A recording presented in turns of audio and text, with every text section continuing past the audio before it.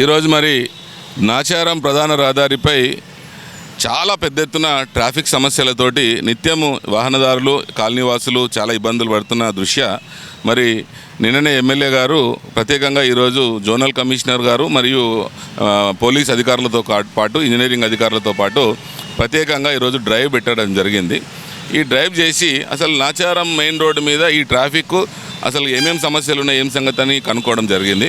ప్రధానంగా మా కంప్లైంట్ ఏంటంటే ఈ మన అమ్మవారి టెంపుల్ నుంచి మాంకాలమ్మ టెంపుల్ నుంచి ఈఎస్ఐ హాస్పిటల్ వరకు మధ్యలో ఎక్కడ ఓపెనింగ్ లేకపోవడంతో ఈఎస్ఐ హాస్పిటల్ నుంచి యూటర్న్ తీసుకొని ఇందిరానగర్ పోవాల్సిన వాళ్ళకు 1.3 కిలోమీటర్లు ఎక్కువ తిరిగి రావాల్సి వస్తుంది. దానికోసం ఏం చేస్తున్నారంటే చాలామంది అమ్మవారి గుడి నుంచి ఇందిరానగర్ కానీ రాఘవేంద్ర నగర్ కానీ శాంతి గార్డెన్స్ కానీ అన్నపూర్ణ కాలనీ కానీ రవీంద్రనగర్ కానీ శ్రీ రాఘవేంద్ర నగర్ కానీ న్యూ రాఘవేంద్ర నగర్ కానీ చివరకు సాయినగర్ వాళ్ళు కూడా అమ్మవారి టెంపుల్ నుంచి రాంగ్ రూట్లో ఎక్కువ మంది టూ వీలర్లు ఆటోలలో పోతున్నారు. దానివల్ల అనేక ప్రమాదాలకు గురవుతూ ఉన్నారు.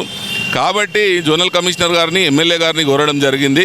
ఈరోజు అమ్మవారి గుడి తర్వాత ఒక ఓపెనింగ్ అయితే వీలైతే మన వైజయంతి ముందు ఉన్నటువంటి చౌరస్తా మీద ఉన్నటువంటి సిగ్నల్ అయినా ఓపెన్ చేయండి, లేదంటే దానికి బిఫోర్ అయినా ఏదన్నా ఓపెన్ చేయండి, లేదంటే ఇంకేదన్నా పరిష్కారం చూపియండి, లేదంటే సిగ్నల్ అన్న ఓపెన్ చేయండి అని చెప్పేసి మరి ఎమ్మెల్యే గారికి సూచించడం జరిగింది, మరి కోరడం జరిగింది.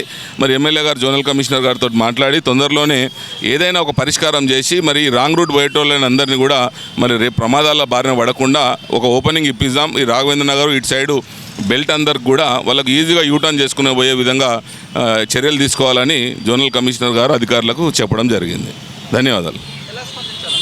బ్రహ్మాండంగా జోనల్ కమిషనర్ గారు ఉదయం 6 గంటల నుంచే మరి కాన్స్టెన్సీలో విజిట్ చేస్తూ ఉన్నారు. ఎమ్మెల్యే గారు కూడా 6 o'clock నుంచే తిరుగుతూ ఉన్నారు. మరి 7 o'clock వరకల్లా మనకి ఇక్కడికి వస్తున్నారు. కాప్రాల్లో లేట్ అయింది, 7:30 quarter to 8 వరకల్లా ఇక్కడ వచ్చేసేసిండ్రు.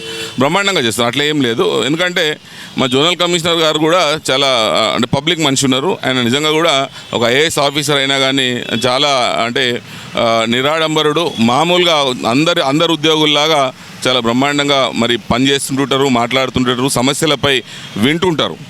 Thank you.